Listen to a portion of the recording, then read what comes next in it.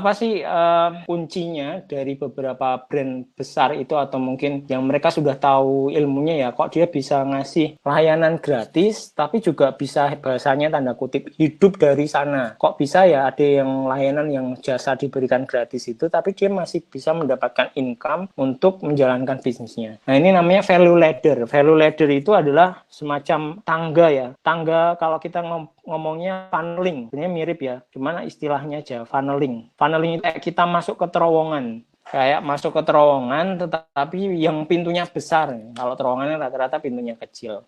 Nah, ini orang-orang yang di sini ini, Bapak Ibu semuanya, kalau di digital namanya cold, warm, dan hot ya. Tapi kita tidak fokus di situ, nanti mungkin akan ada sesi yang lainnya. Yang ini free, kita ngasih layanan gratis. Jadi di tangga pertama itu value ladder-nya pertama gratis. Yang kedua, saya percepat aja, yang ketiga penawaran utama, dan terakhir penawaran premium. Paling mudahnya begini, contohnya adalah Google. Dia ngasih layanan gratis berupa email dengan kapasitas Google Drive, kemudian YouTube yang kita bebas melihat video apapun ya. Tapi dulunya tanpa iklan ya, tapi setelah sekarang ini ada iklan, ada pendapatan iklannya. Tapi sebenarnya kita melihat atau nonton di YouTube itu gratis. Beda ketika Bapak Ibu harus nonton video di Netflix misalkan. Kalau Netflix kan harus berbayar dan lain sebagainya. Kemudian tapi rata-rata Netflix juga punya layanan gratisnya di awal-awal ya. Contohnya kayak Apple TV itu dia punya layanan gratis selama 1 bulan. Kemudian Spotify juga begitu gitu kan, dan lain sebagainya. Nah, penawaran awalnya adalah Google Business. Sebenarnya yang dilakukan oleh Google itu titik awalnya di sini. Dia ngasih layanan gratis kepada semua orang.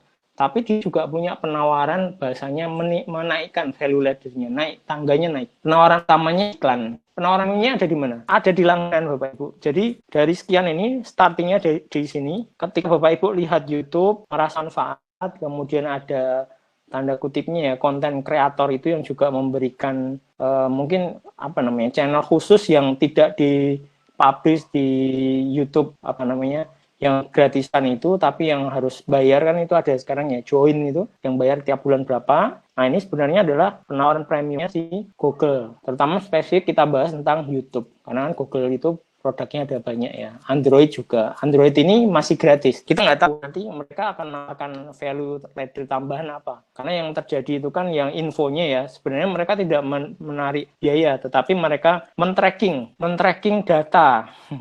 Kenapa Google memberikan softwarenya gratis? Kalau Microsoft kan bayar, tapi kalau Google Android itu gratis. Ya karena mereka punya tujuan. Tujuannya di mana? Tracking data. Apa yang kita cari di smartphone kita, terutama yang handphonenya, yang handphonenya adalah Android, itu semuanya di tracking datanya, direkam, direcord, ngeklik mana, kemudian saya yang kemarin lagi heboh itu kan WA ya, sampai bisa mencatat transaksi dan sebagainya. Kalau kita merasa yang kita lakukan tidak begitu berbahaya di tracking oleh aplikasi tersebut dan kita enjoy aja dan kita juga mendapatkan manfaatnya dari aplikasi itu sih, ya nggak masalah gitu. Yang paling jelas yang perlu kita lihat adalah ternyata mereka itu punya value ladder. Jadi ngasih gratisan nih kayaknya, tapi sebenarnya dia punya produk lainnya.